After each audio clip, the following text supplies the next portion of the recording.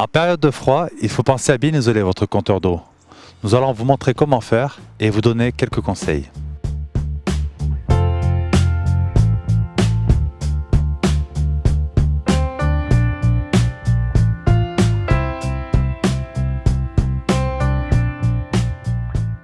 Ludovic, d'un point de vue pratique, peux-tu nous montrer comment bien isoler son compteur? Alors tout d'abord, l'idéal c'est du polystyrène, parce que ça reste compact et dense, et y faire une petite chambre autour du compteur. Ce qu'il faut savoir, c'est qu'il faut que le compteur et la robinetterie soient toujours accessibles, donc assez rapidement au cas où s'il y a une fuite ou quoi que ce soit. Donc ce qu'il faut faire, c'est couper des bouts de polystyrène, prévoir l'encoche pour le branchement, comme celle-ci, que l'on place à cheval sur le tuyau, et la même chose de l'autre côté. Voilà. Tout en ayant la mobilité du robinet d'arrêt pour intervenir et l'accessibilité au compteur pour le lire. Et suite à ça, on coupe des bouts, on lui fait une jolie chambre, comme celle-ci, où on pose tous ces éléments-là.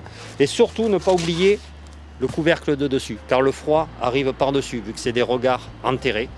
Donc il faut prévoir toutes ces choses-là, afin d'optimiser au maximum l'isolation de son compteur d'eau. Voilà. Et là, normalement, avec tout cela, vous n'aurez pas de problème concernant le gel. Peut-on isoler son compteur d'eau à l'aide d'une couverture?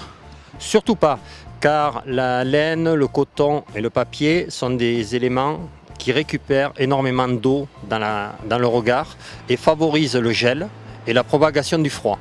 Alors ce qu'il faut faire, c'est utiliser des plaques de polystyrène ou de polyuréthane comme celle-ci, pour pouvoir l'isoler du froid, et cela a une meilleure tenue dans le temps. Peut-on découper et utiliser plusieurs petits morceaux de polystyrène ou même de la laine de verre? Alors on peut utiliser plusieurs petits morceaux de polystyrène ou de laine de verre, mais à condition de les mettre dans une poche plastique hermétique, afin que cela ne se propage pas partout quand vous avez besoin d'accéder à votre compteur, ou le jour où vous avez des travaux à faire, que cela se propage dans le jardin.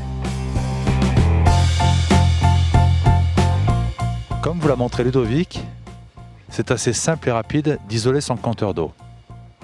Que vous soyez locataire ou propriétaire, il en est de votre responsabilité de le faire. Si votre compteur se trouve à l'intérieur de votre garage, veuillez à bien l'isoler au même titre qu'un compteur extérieur.